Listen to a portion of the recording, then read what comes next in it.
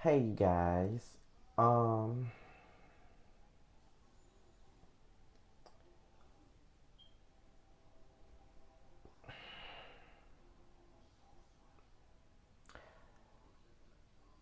Yesterday, while I was at work,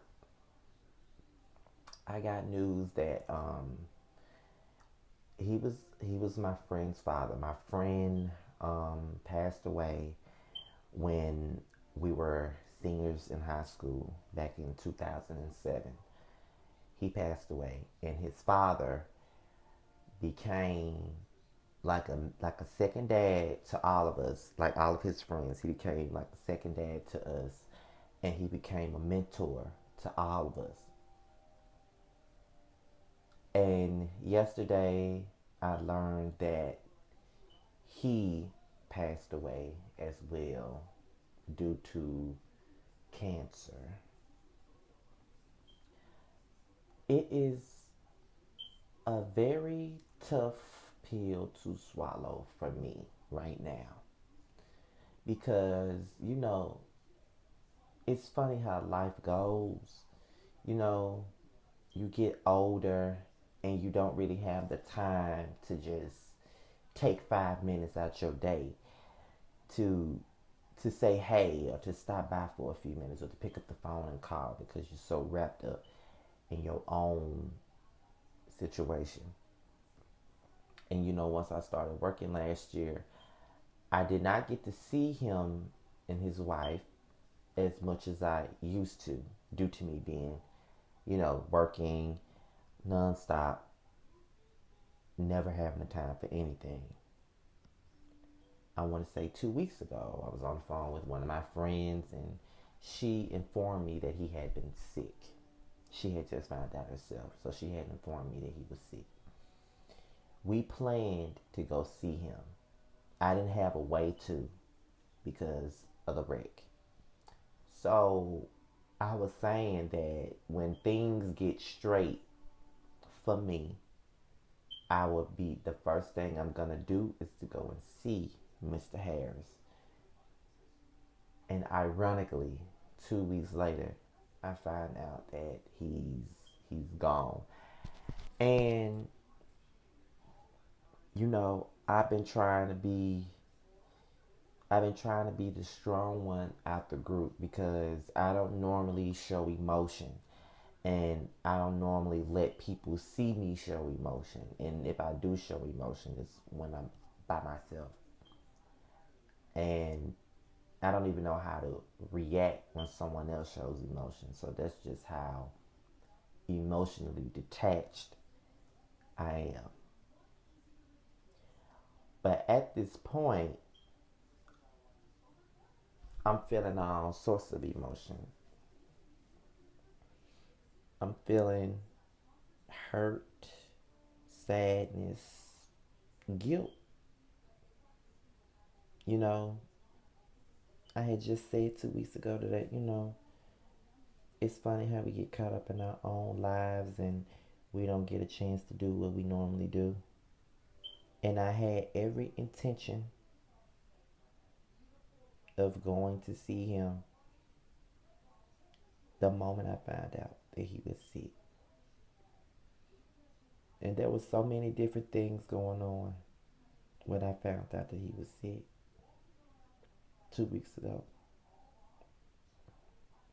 I was still dealing with the car wreck.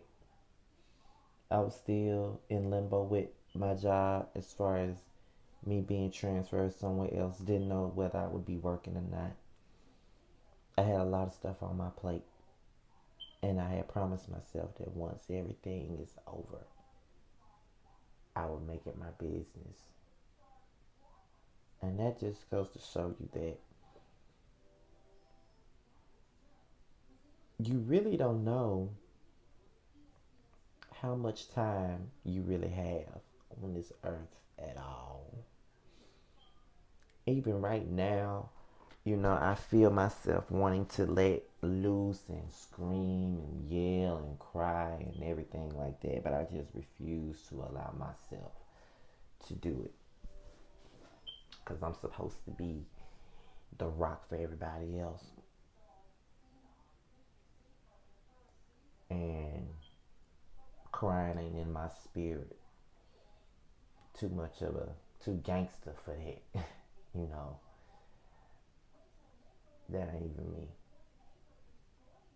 I don't like the feeling of being emotional. I don't like the feeling. You know, and it's been a long time since I, you know,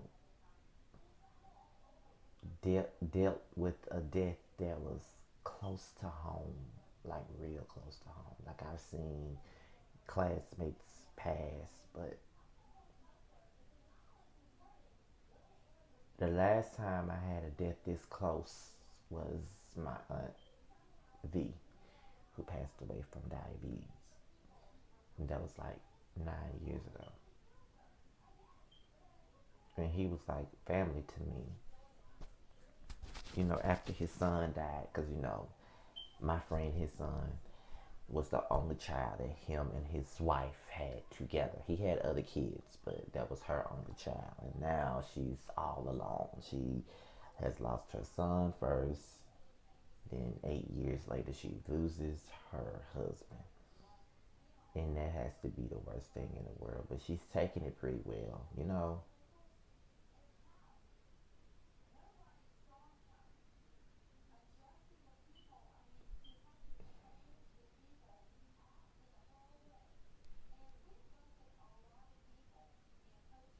It's sad. Like, you know,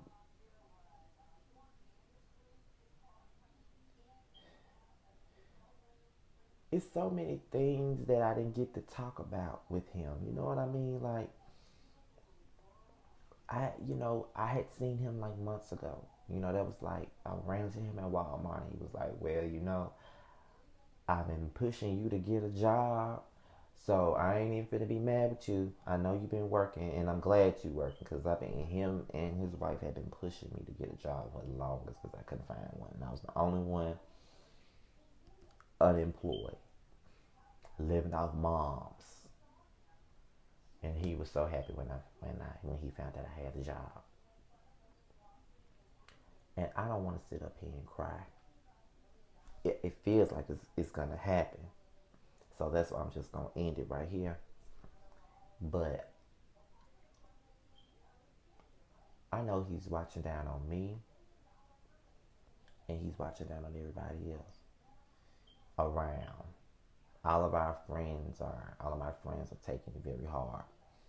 And I'm the only one that's really not, you know, haven't really showed much emotion about the situation. And I'm trying to keep it that way. Because somebody got to be the strong one in the situation. You know, that's how I feel. So I think I'm just going to end this here. You know, like, it's like if it's not one thing, it's another. You know, and I'm feeling horrible because it's like I'm keep neglecting y'all. Every time I promise something, something happens, and then it keeps me from away from, you know. So if you follow me on Instagram and you follow me on Facebook, then you know that this is legit. This shit is real right here. This ain't no fake shit. This is real. If you follow me on Facebook and Instagram, my personal Facebook and Instagram, then you know what's going on. But that's all I gotta say, y'all. I don't think I could talk about this anymore than I already have. I can't. I just see y'all when I see y'all.